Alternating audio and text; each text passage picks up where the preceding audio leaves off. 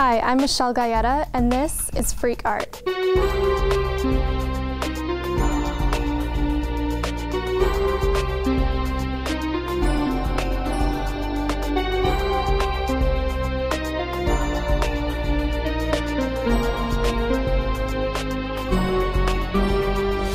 What do tough muscle cops, lethal women, and deranged criminals all have in common?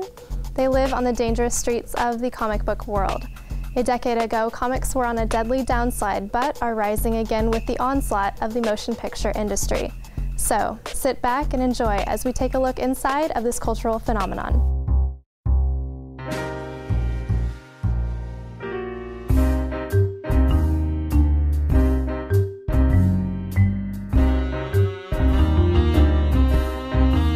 Well, comic books is just a different media.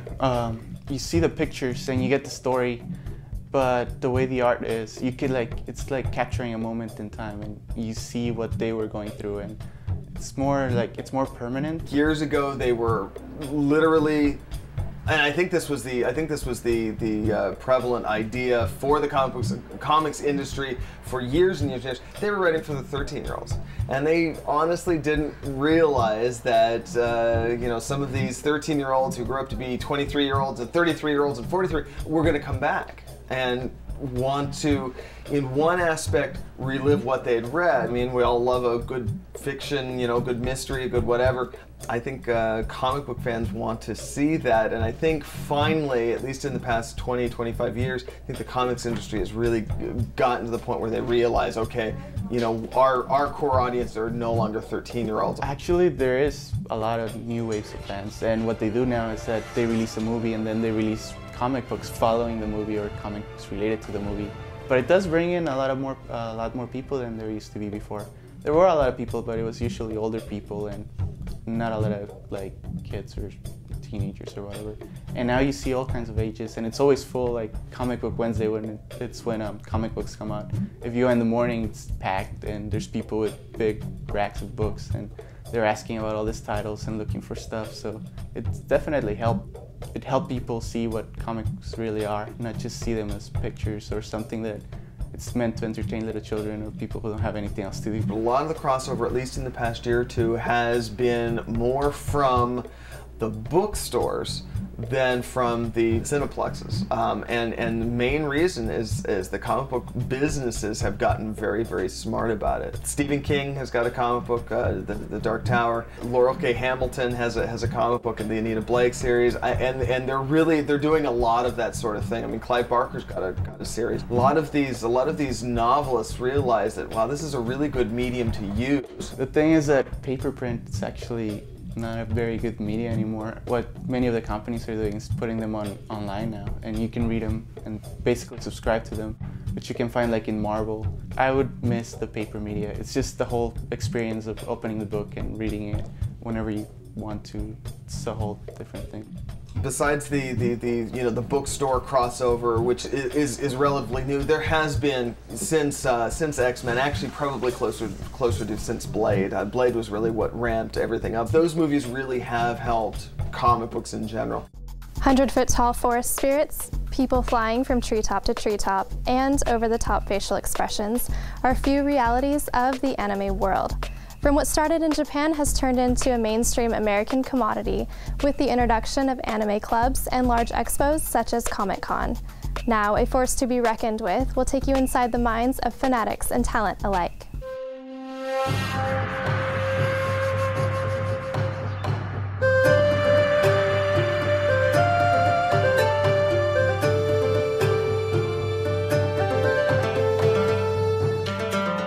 I started out as a producer straight out of college, and since I was a performer, I auditioned for the shows that we produced, and I got cast in them.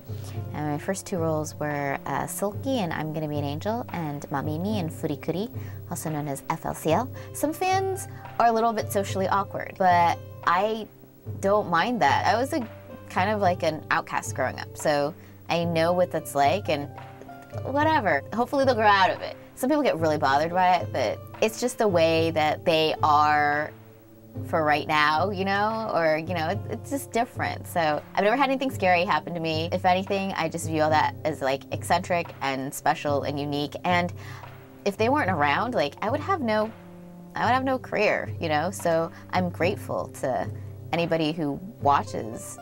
Originally, anime started very much as a niche community where you had an anime club that had some guy stationed in God knows where, Japan. And he would just tape it on VHS, and you would literally have one person knew Japanese who would write everything down, and then you would have people reading it from scripts.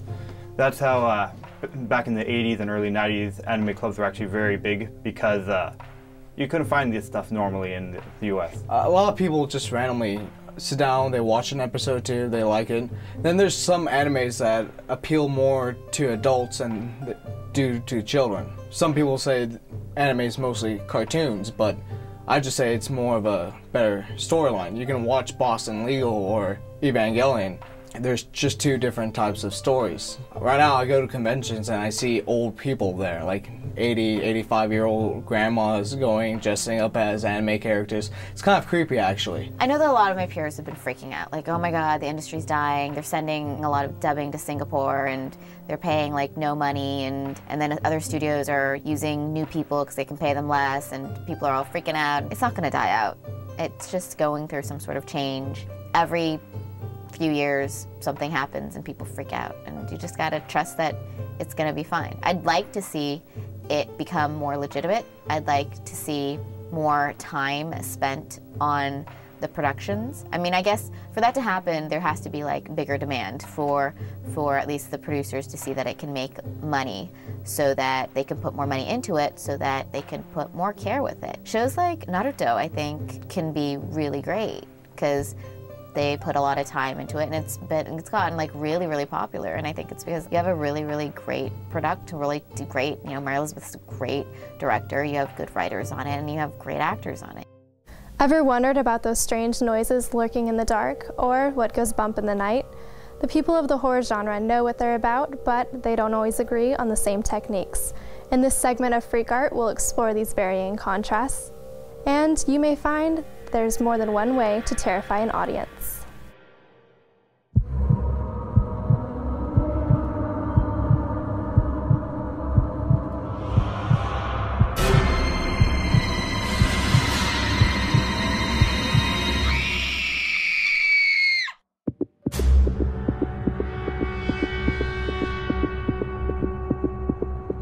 I think we've gotten into a strange imitative cycle.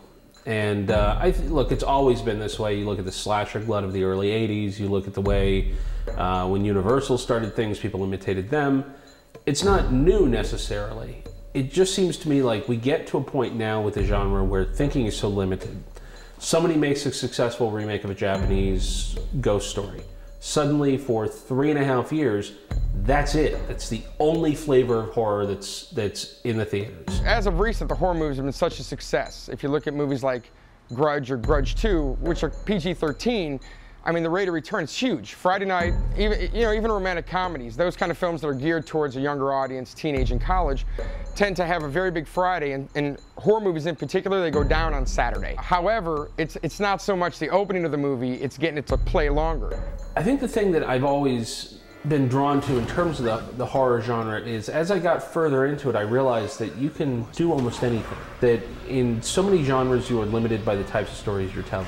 Horror films, you're limited by the strength of the metaphor you create. I think with horror, you can address almost any subject.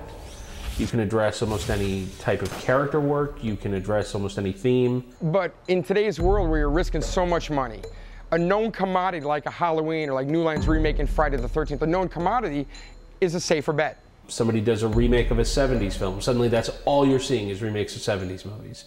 After Scream came out, that's all you saw was remakes. It was basically knockoffs of Scream. It's a very strange thing to watch how cannibalistic our industry gets and how quickly they destroy the audience over and over. And then they say, well, horror's dead. And you hear that at the end of every one of these cycles, and it's simply not true. It's just that your one flavor that you made 700 movies of, that's dead for the moment, and good.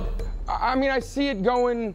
Unfortunately, it's probably going to still go to the. There's so many great films from the 70s and 80s. I think these remakes. Once again, you know, it's so sad to say I'm not an artist, but remake Evil Dead, the remake in Friday the 13th. You can continue. You know, one day they may remake Alien, the first Alien. Who knows?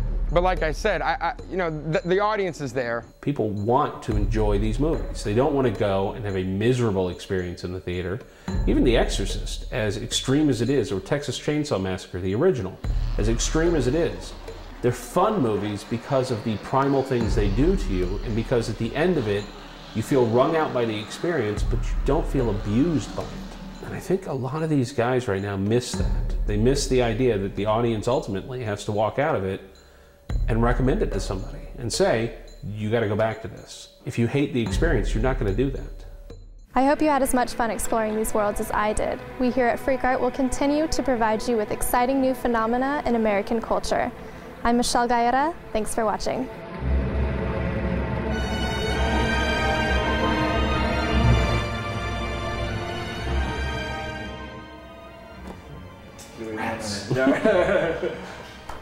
I like the little claps afterwards. Yeah, it's sweet. Yeah, it's coming down. It's a bit warm. Yeah, here, take these. Just put them in your pocket. We're rolling on the good take, just so you can remember Aaron. Awesome. Oh, jeez. Holy crap, dude. That is a wrap. That is a motherfucking wrap. What? Beautiful. He's doing his victory dance. Nice.